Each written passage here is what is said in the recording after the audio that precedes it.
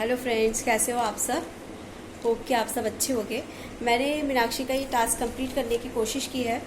और जैसे कि अब हमें सबको पता है कि मई चल रहा है और हमेशा ऐसा होता था कि अप्रैल मई में हम लोग भी अपनी नानी के यहाँ जाया करते थे। और जब जब भी ये गर्मियों की छुट्टियाँ आती हैं मुझे हमेशा अपना बचपन याद आता है और नानी का घर याद आता है। तो इस बार भी मुझे बहुत अपने नानी के घर की याद आई और उस पर मैंने एक कविता लिखने की कोशिश की है। होप कि आप सबको अच्छी लगेगी, और अगर अच्छी लगे तो प्लीज़ कमेंट करके ज़रूर बताइएगा, अगर जिसको भी मेरी ये कविता सुन के अपनी नानी का घर याद आया। तो चलिए मैं शुरू करती हूँ। याद आ गई वो पुरानी कहानी, याद आ गई वो पुरानी कहानी, अचानक से याद आ गई प्यारी नानी। याद आ गई वो पुरानी कहानी, अचानक से याद आ गई प्यारी नानी। वो गर्मी की छुट्टी वो नानी का गाँव, वो गर्मी की छुट्टी वो नानी का गाँव, जहाँ वृक्ष नीम का देता था ठंडी छाँव। वो पक्षी की कलरव, वो पक्षी की कलरव, वो नदिया का पानी, वो ठंडी बयारी लगती थी सुहानी। खट्टे मीठे आमों का वो उपवन सुहाना, खट्टे मीठे आमों का वो उपवन सुहाना। वो काली सी कोयल का मीठा सा गाना, वो बंदर की टोली, वो बंदर की टोली, वो चिड़ियों की बोली, वो बच्चों की संग में हंसी ठिठोली, और बातों में गांव भर की किस्से कहानी। अचानक से याद आ गई प्यारी नानी। बगीचे से जब मेरा लौटकर वापस आना, झट से नानी का यूं डांट लगाना। बिना नहाए यूं घिनौची न छूना, घिनौची मतलब मटका।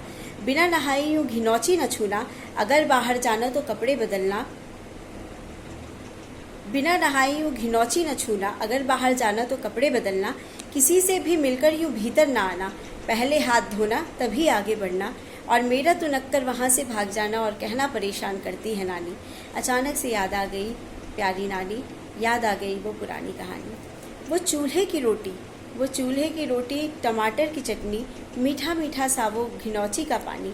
बड़ा सा वो आंगन, अमावट की खुशबू अनायास मुँह में ले आती थी पानी।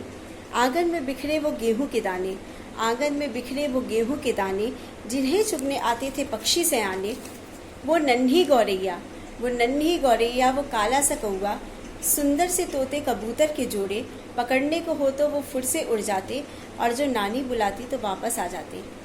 याद आ गई वो पुरानी कहानी, अचानक से याद आ गई प्यारी नानी। दो सुंदर सी गायें और प्यारे से बछड़े, दो सुंदर सी गायें और प्यारे से बछड़े, दूध और घी से भरे रहते थे मटके। प्रकृति का इतना सुंदर समागम नहीं दिख पड़ता है अब ये कहीं पर। अब गाँवों में भी है आधुनिकता समाई, अब गाँवों में भी है आधुनिकता समाई।